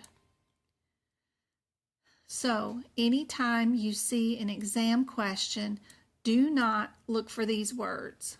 These words will not help you. That's just, don't look for those words. What you need to look for is whether you put tubes in or not. Since we did put in tubes, you know you have to get rid of A and D. Then the only difference is topical anesthesia or general anesthesia. And we know our answer is B. Does that help?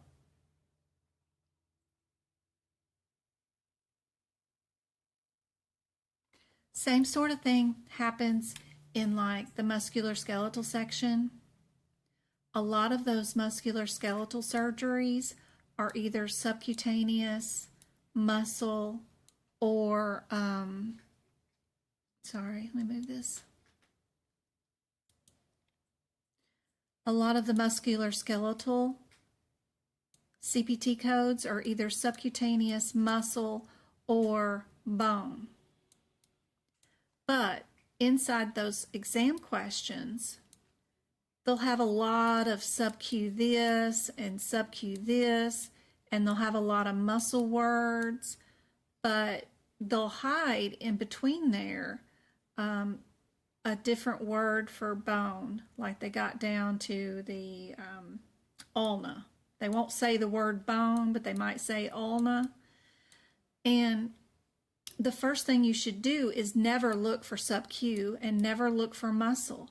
Go look for words that mean bone first.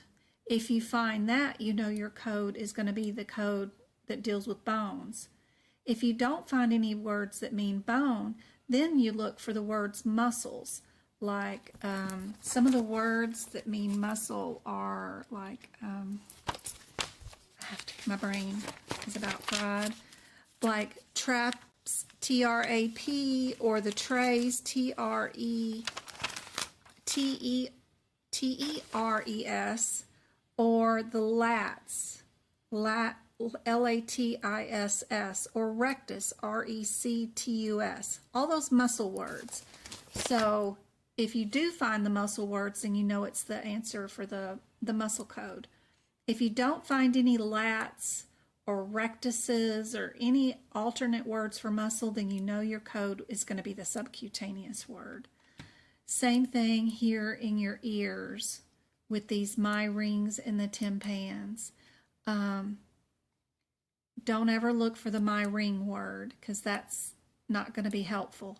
You just need to look for whether you put tubes in or not.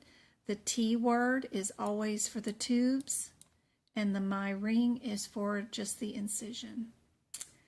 And the incision also happens with the T word, but that's just because you have to cut open the eardrum to put the tube in there. But anyway, I hope this has been helpful for sure. There's your rationale on that one.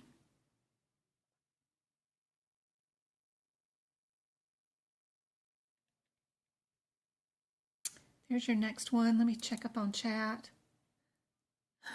Heck no, that's just wrong. Yep, you're welcome. You got to go to sleep. Good night, April. No worries.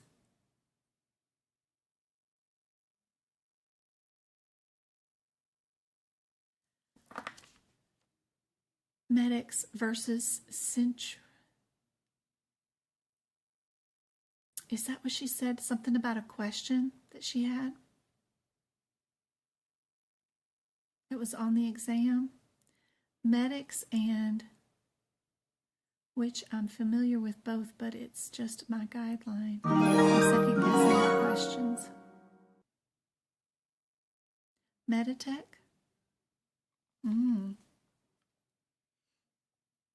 Whether they're a paramedic or an EMT, talking about those type of questions on the exam, maybe.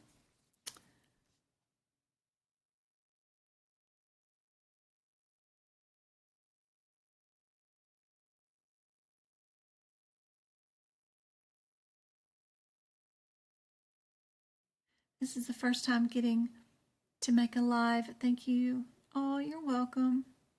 I hope this is so helpful. Welcome to our kitchen. Oh my, love the name. Hey, Robin. Great name.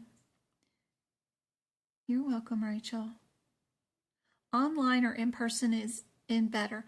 They don't do in person anymore. What they have is an in person is just using their machines to do the exam online.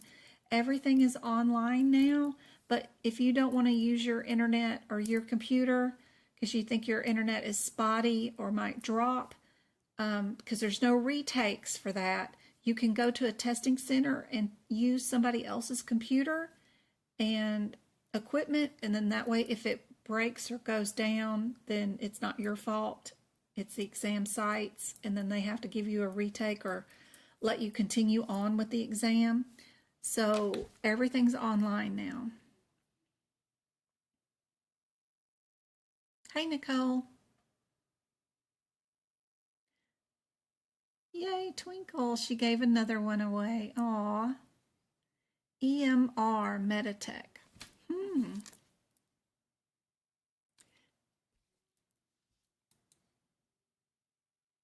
All right, guys. Do you guys know the difference between your 66984 and 66983? Figure that out first. Get yourself down to a 50-50 shot. What do you guys think your answer is?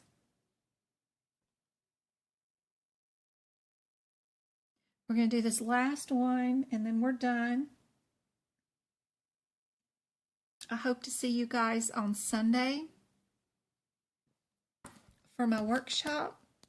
We're going to have 75 surgical questions, and it's still going to be all 17 sections of the exam. They're all brand new questions that I haven't done before in a workshop, and we're going to do them in the same pace as the exam, so not as much explaining, but hopefully you guys can come and join. Bring your books, and you're going to try to get to all of the codes as fast as I do in all the books and pick out your answer using the process of elimination, looking for similarities and irregularities. Hopefully we can get through all 75 in 3 hours. If not, we'll just run over, but I always show off all 75 questions, but I try my best to get them done in 3 hours. Twinkle is still giving away subscriptions for her birthday. So nice. So are we an 84 or an 83? What do you think?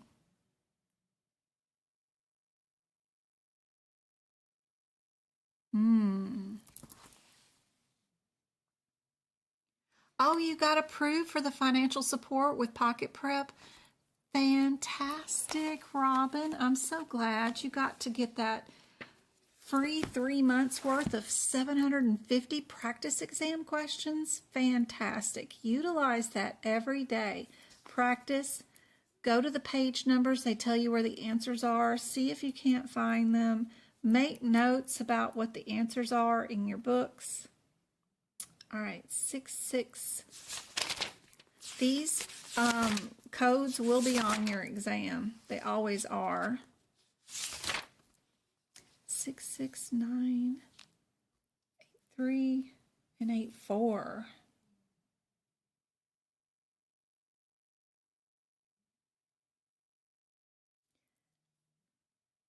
So one of them's intra and the other one is extra. What did we do?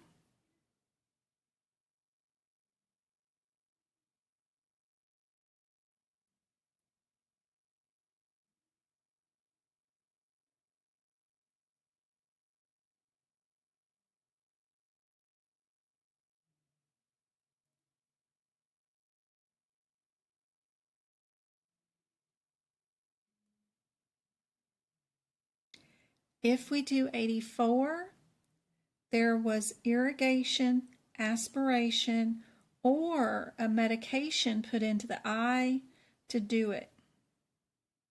Do you see any indication of irrigation, aspiration, or a pharmacological put in? We do have a subconjunctival injection in there.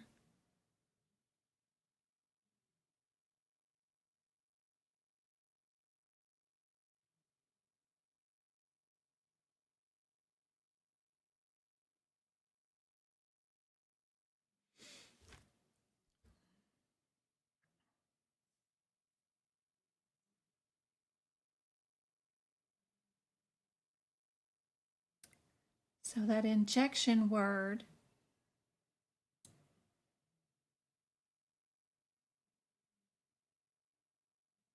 is an AKA term for what's inside the CPT code of 84, which is the pharmo-emulsification word. Injection is an AKA term for that. So you know you're an 84. So you have to get rid of B and C.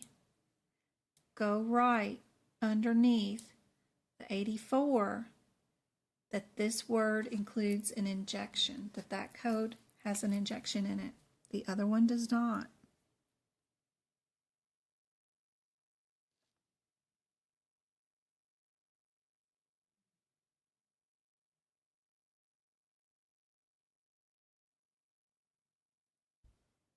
Now, would we do one code or two codes with this procedure?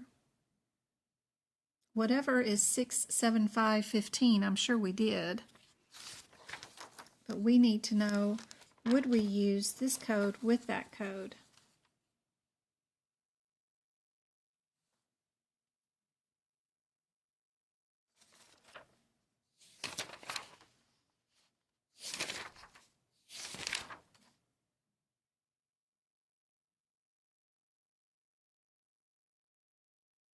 That's the injection of medication or substance into a capsule.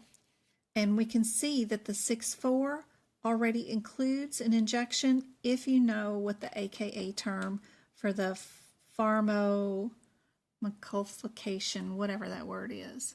So this one already includes the injection.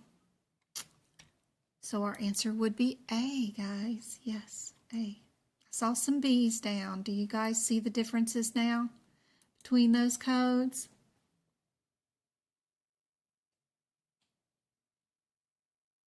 Oh, good, Rachel. You told your coworkers too? That's awesome.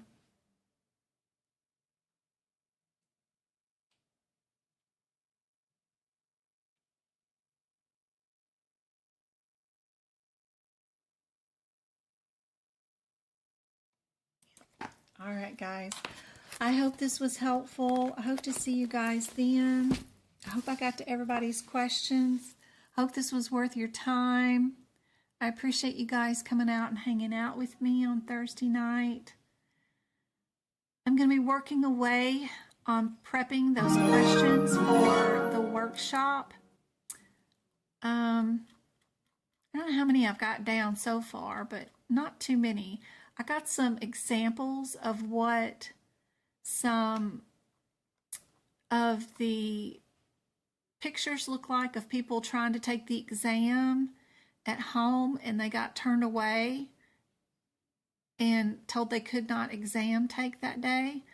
So, and then some pictures of what it looks like when you can do the exam from at home and where your camera should be. So I put those at the beginning of this workshop. So we'll start a few seconds early so I can show those off, because I think that might be helpful to people too. But other than that, I will see you back here on Tuesday night next week for another 2 hours of practice exam questions.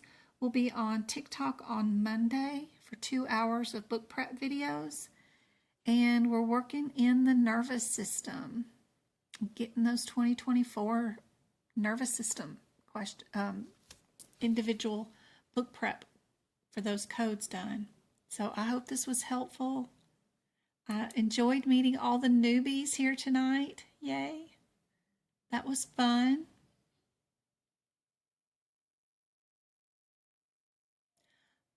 Pocket Prep is a online service that works with AAPC. They have 750 practice exam questions for $14 a month or $36 for 3 months at a time. They do have a program, financial aid program, where you can fill out the form and just get 3 months for free. They have a pass guarantee. If you do purchase all 750 questions for 3 months and you don't pass your AAPC CPC exam, they'll give you another 3 months for free. And it's an app you can use on your phone so that when you at home you can do, or standing in a line at the grocery store, you can do practice exam questions. I've gone over them. I've done most of them. I've got like 200 questions I haven't looked at yet. And they're reasonable. They are the most like AAPC questions I've seen out there. The only ones that I would really recommend besides COO or CCO, I forget what their name is. They have some practice exam questions that are reasonable too, that are most like AAPC, but my preferred favorite is, of course, for you to get your practice exam questions from AAPC directly. They sell plenty of them. Exams A, B, C, D, E, and F for AAPC. You can purchase them without buying a course, just the questions. I highly recommend. And of course, if you need more questions, then purchase the COC practice exams, A, B, C, D, E, and F, and that will give you a ton more questions. But if you're looking for alternative that is cheaper, Pocket Prep is my favorite, because I think CCO or whatever, they charge like $100 or something for theirs. They have 3 exams, but Pocket Prep, $14 you can't beat, or $36 for 3 months, and it's 750 questions with rationale. It's a good price.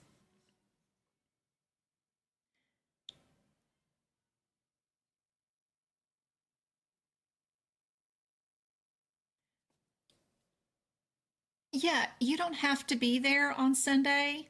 You get the replay of the workshop for 90 days. So even if you do book the workshop and you can't stay the whole time or even attend it all on Sunday, you can watch it in your free time for 90 days.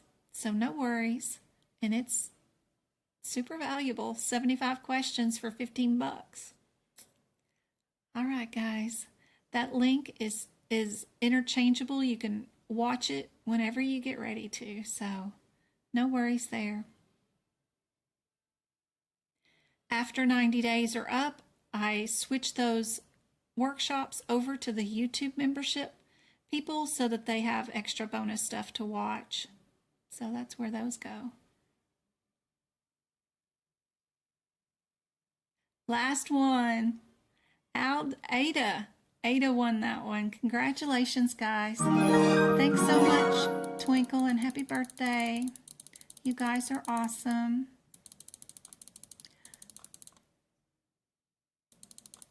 No worries, you get to rewatch this. It'll be posted on YouTube and you can watch it and rewind it all you want. It'll be there. No worries, Robin. I will see you guys later.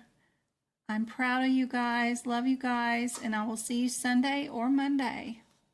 I hope this was helpful.